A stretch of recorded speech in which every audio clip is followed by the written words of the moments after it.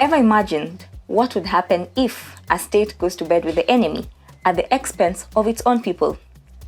Now, for some of us who went to law school or are fans of history, this is a story that most of us have come across, even for environmental journalists or even just environmental enthusiasts. And this is the story of the Ogoni people. Hi, welcome to the African Footprints podcast with me, Effie. Saro Wiwa, writer, human rights activist, campaigner on behalf of his fellow tribesmen. Ken was closely being monitored. I do not want any blood spilled. That was part of this game was being arrested, and the security forces are out doing just that. That is a trial for the murder of 4 people, and it's not a trial for civil rights or a trial for environmental degradation. Ogoni is the land, the people Ogoni. The agony of trees dying in ancestral farmlands, streams polluting, weeping filth into murky rivers.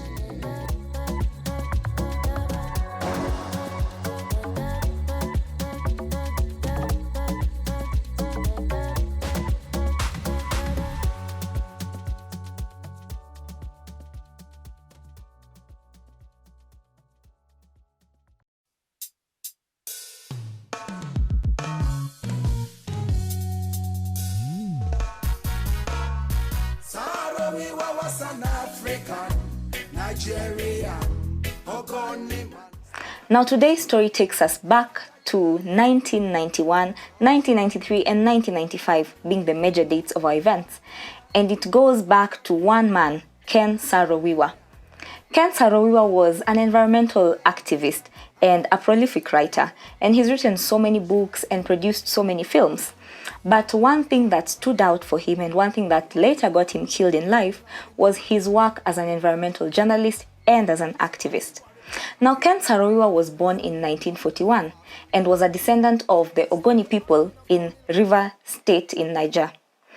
Now, when Ken Saro Wiwa was born, most of his work as he grew up was writing, producing films, but later on, as he came to go about his duties and his life in Ogoni land, one thing he came to notice was that there was a lot of oil spillage, a lot of pollution, and this was occasioned by one Royal Dutch Shell Petroleum Company, a company that had the permission from the government, then led by General Sani Abacha, a man whose story is quite long, and we'll talk about it at a later date. That man deserves a page on his own. So, around 1958, there was some oil that was extracted by Royal Dutch Shell Petroleum Company. And once this oil exploitation started, a lot of damage was done on the environment. Now, take into consideration, most of the people in Ogoni land were fishermen or farmers, and I do not mean large-scale fishermen or large-scale farmers, just small-scale fishermen, anything to live by. And this was their way of life, and because they were around the water sources, it was mainly their mode of survival, their way of getting food, and their way of getting money and trading around the area. Now, the problem comes in when Shell Petroleum keeps on drilling the oil and extracting the oil and causing unnecessary oil spillage onto the land and onto the water sources. That means their source of income is cut down. So the fish die, the land is no longer arable, and these people have really nothing to look forward to. But then Ken Saro Wiwa comes, a man that was generally hated by the directors of Royal Dutch Shell Petroleum Company and equally hated by the government, like I said, led by General Sani Abacha, who was a dictator, not sort of, he was a full-blown dictator. I'm talking Idi Amin Dada, Moi, and the likes. Now, back in 1993, this man led an army of 300,000 Ogoni people. This was a huge number, considering Ogoni land was quite small back then. Nowadays, I think the population is about 2 million or 3 million thereabout. But back in 1993, the population was only roughly 500,000. So to speak, he got almost every adult, male or female, to participate in the march. Now, one thing about Ken Saro Wiwa, he was a peaceful man. So even the marches that we're talking about were not the demonstration with stones and, the kind of stuff that we seemingly used to. They were very peaceful demonstration. But let's just say demonstrations in Africa are generally frowned upon, and the right to picket is just as good on paper. But in practice, it's non-existent, basically. So back in 1993, we were not advanced as we are democratically. Nigeria was also not as advanced as it was. But then remember, Shell Dutch Petroleum Company had one advantage. They had the money. So they paid off the government, they paid off the military, they paid off whoever needed to be paid off. And one thing I found interesting when looking at this story, while Shell Petroleum Company would go for the drilling, they would be escorted by military personnel, just so that they are not attacked by the Ogoni people, again, who are not intending on attacking them. Now back to the march in 1993. This march, led by Ken Saro Wiwa, was 300,000 people, like I said, and the march was simply to ask for compensation for the damage that had already been done on the environment, and to ask for some political autonomy for the Ogoni people in Ogoni land. And further, they just sought to be included in the payments from Shell Petroleum Company. And it's not as if they wanted most of the money. At the end of the day, the oil was in their land. The only disadvantage, it was a small community, very few people, less known, so it wasn't like the Lagos or Abuja that we know of. And this worked to their disadvantage. And at that point, I think the case was at the African Commission of Human Rights. And one thing that was interesting was the interlink between human rights and environmental rights. And it was well addressed in that particular case. So I think my interest got piqued by reading that case back. I think I was probably in second year, and those were two of my favorite units. And one thing I came to notice was, once you have money, you could practically get away with anything, especially at that time, because most African states had just gained their independence and were just at the verge of stability or struggling to be stable, but not yet as stable as we are right now, democratically, politically, or even culturally. Now back to our main story.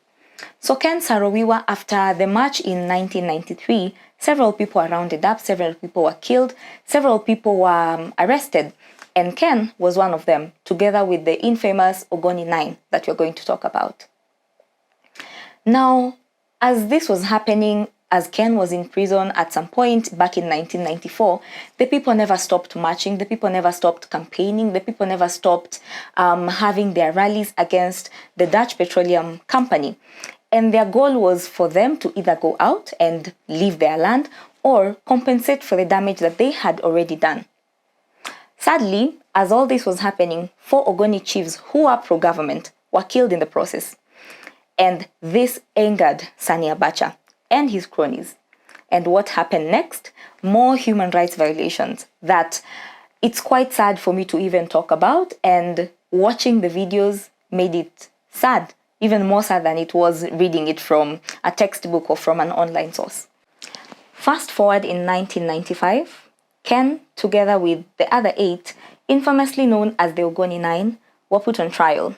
This is because after the death of the 4 chiefs who, as I said, were pro-government, they were blamed for being the masterminds of the deaths. And as such, they were put on trial by a military trial, so to speak. So when this happened in 1995, around August, September, Ken and his counterparts, as expected, were found guilty as charged.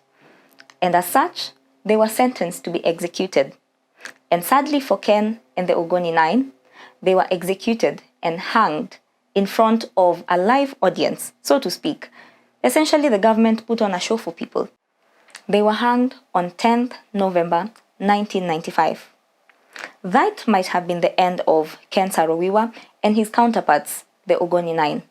But that's not the end of the story for the people of Ogoni land. Justice has been sought, people have fought, and the widows of the 9 victims have even been to court as late as 2022. But to date, Shell has never accepted responsibility for any damage that was done.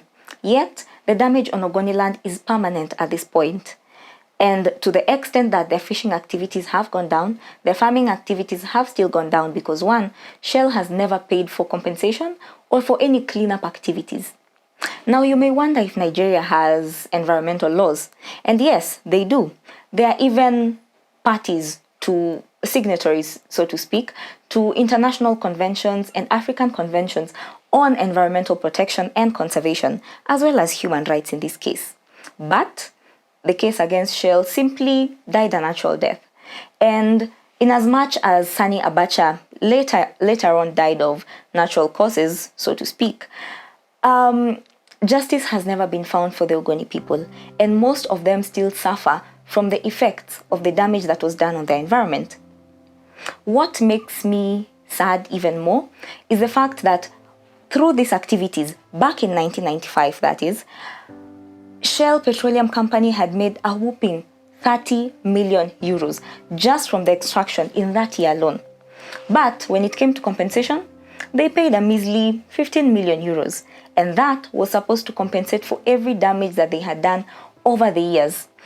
And the worst thing, this was after decades and decades of activism, decades of court cases, because the cases have gone on for several years, spanning over 10 years, 14 years.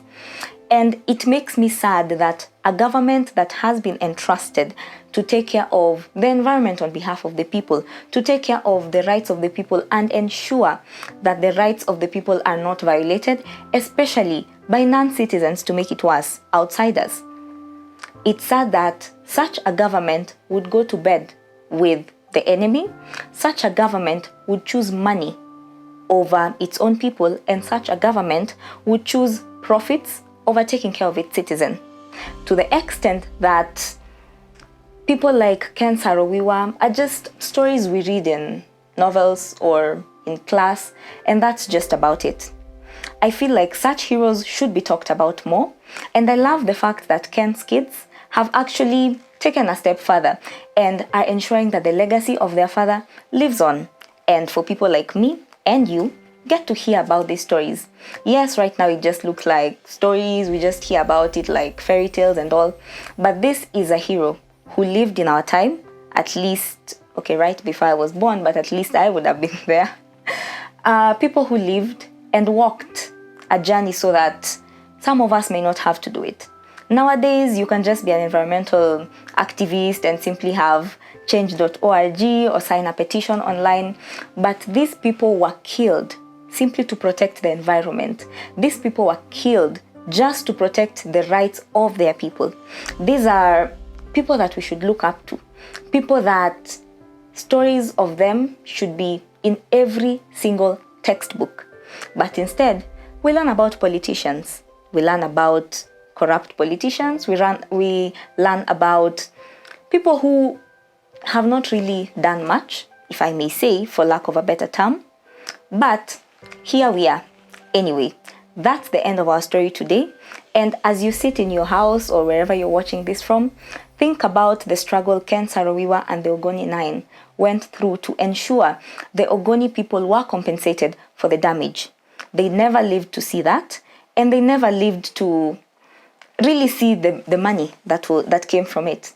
At the end of the day, someone once said, you do not live alongside your legacy. One has to die. Either you die or the legacy dies. Thank you for tuning in. Don't forget to subscribe and catch up with all our stories every week. Thank you. Bye.